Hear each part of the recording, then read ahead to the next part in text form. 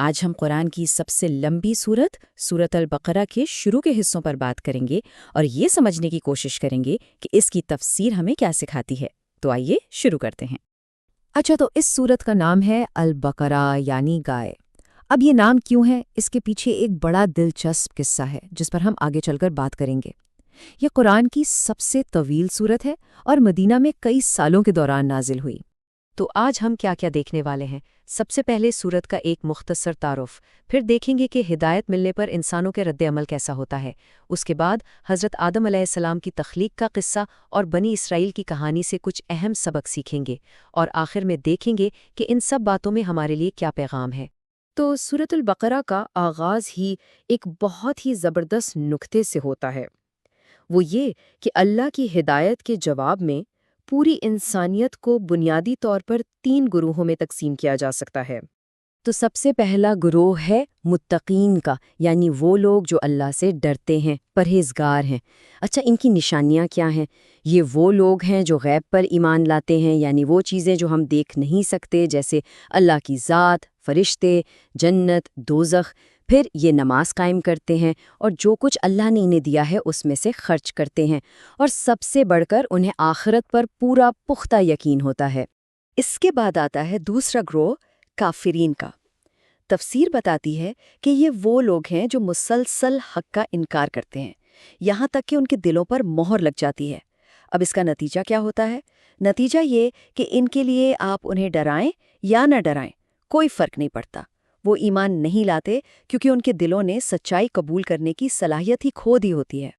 اور پھر آتا ہے تیسرا گروہ، منافقین۔ قرآن میں ان پر سب سے لمبی بات کی گئی ہے۔ یہ لوگ بڑے پیچیدہ ہیں، زبان سے تو کہتے ہیں کہ ہم ایمان لے آئے، لیکن ان کے دلوں میں بیماری ہوتی ہے، شک کی، کفر کی، اور ستم ظریفی دیکھیں، وہ سمجھتے ہیں کہ وہ تو اصلاح کر رہے ہیں، جبکہ حقیقت میں وہی زمین پر فساد پھیلا رہے ہوتے ہیں۔ تو اگر ہم ان تینوں گروہوں کا خلاصہ کریں تو تصویر بالکل صاف ہو جاتی ہے۔ متقین جو اپنے ایمان اور عمل میں سچے ہیں، ان کے لیے کامیابی اور ہدایت ہے۔ کافرین جو کھلم کھلا انکار کرتے ہیں، ان کے لیے ایک بڑا عذاب ہے۔ اور منافقین جو دھوکے اور شک میں مبتلا ہیں، وہ اپنی ہی بیماری اور خسارے میں بڑھتے چلے جاتے ہیں۔ اچھا، ان 3 گروہوں کی بات کے بعد قرآن ہمیں انسانیت کی بالکل شروعات میں لے جاتا ہے، حضرت آدم علیہ السلام کی تخلیق کے قصے کی طرف۔ اور یہ صرف ایک کہانی نہیں ہے، بلکہ یہ ہمیں علم، ارادے کی آزادی، غلطی اور سب سے اہم اللہ کی رحمت کے بارے میں بتاتی ہے۔ دیکھیں یہ واقعہ کس طرح پیش آیا۔ سب سے پہلے اللہ نے فرشتوں کے سامنے اعلان کیا کہ وہ زمین پر ایک خلیفہ، ایک جانشین بنانے والا ہے۔ فرشتوں نے سوال کیا کہ ایسی مخلوق بنانے میں کیا حکمت ہے جو زمین پر فساد کرے گی؟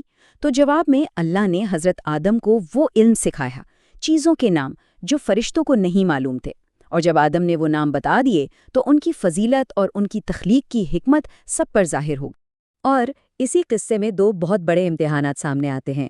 پہلا، جب تمام فرشتوں اور ابلیس کو حکم ہوا کہ آدم کو سجدہ کرو، یہ اطاعت کا امتحان تھا۔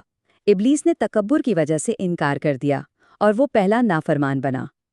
دوسرا امتحان حضرت آدم اور حوا کا تھا، جب انہیں خاص درخت کے قریب جانے سے منع کیا گیا، لیکن شیطان نے انہیں بہکا دیا اور ان سے لغزش ہو گئی۔ یہ دونوں واقعات ہمیں تکبر، اطاعت اور توبہ کے بارے میں بہت گہرے سبق سکھاتے ہیں۔ لیکن دیکھیں غلطی کے فوراً بعد کیا ہوتا ہے۔ یہ آیت بتاتی ہے کہ اللہ نے اپنی رحمت کا دروازہ بند نہیں کیا۔ حضرت آدم نے اپنے رب سے کچھ کلمات سیکھے اور معافی مانگی، اور اللہ نے ان کی توبہ قبول کر لی۔ کیوں وہی تو ہے جو توبہ قبول کرنے والا، رحم کرنے والا ہے۔ یہاں سے انسانیت کے لیے توبہ کا راستہ ہمیشہ کے لیے کھل گیا۔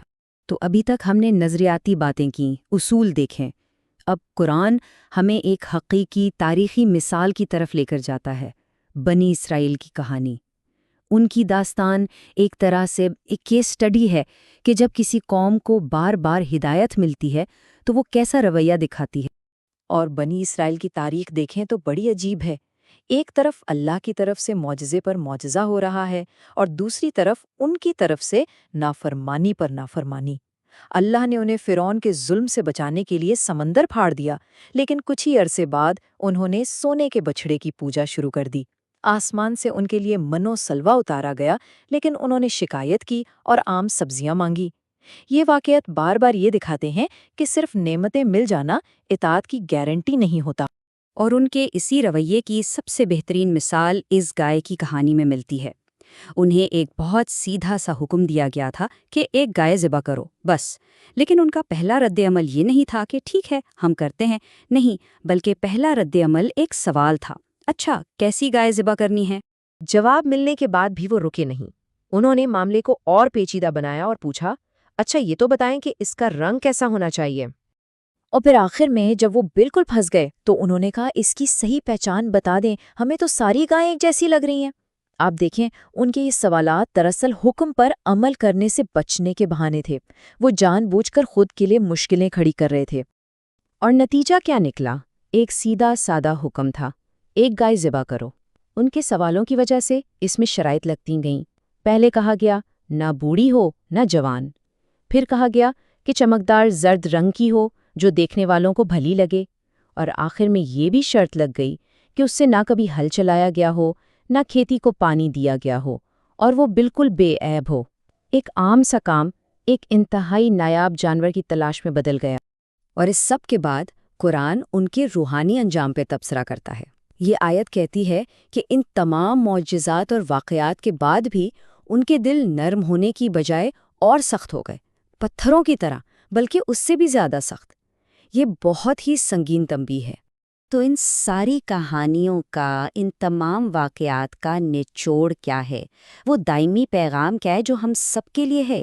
آئیے ان بنیادی اسباق کو ایک ساتھ دیکھتے ہیں جو ہمیں جواب دہی اور نجات کی راہ دکھاتے ہیں۔ اگر ہم اس پوری گفتگو کو سمیٹیں تو یہ کچھ اہم اصول ہمارے سامنے آتے ہیں۔ پہلی بات، انسانیت کی اصل پہچان اس بات سے ہوتی ہے کہ وہ ہدایت کے ساتھ کیا سلوک کرتی ہے۔ دوسری، علم اللہ کا تحفہ ہے، لیکن یہ ایک بہت بڑی ذمہ داری بھی ہے۔ تیسری، نافرمانی کی جڑ اکثر تکبر اور غرور میں ہوتی ہے۔ چوتھی، اللہ کی رحمت کا دروازہ سچی توبہ کرنے والوں کے لیے ہمیشہ کھلا ہے۔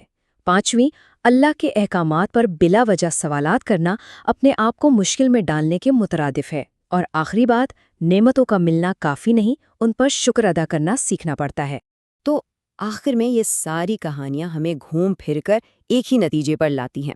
کامیابی کا راستہ صرف ایک ہی ہے، اور وہ ہے اللہ کی طرف سے بھیجی گئی ہدایت کو پورے دل سے قبول کرنا اور اس پر عمل پیرا ہونا۔ بس یہی ان تمام واقعات کا مرکزی خیال ہے۔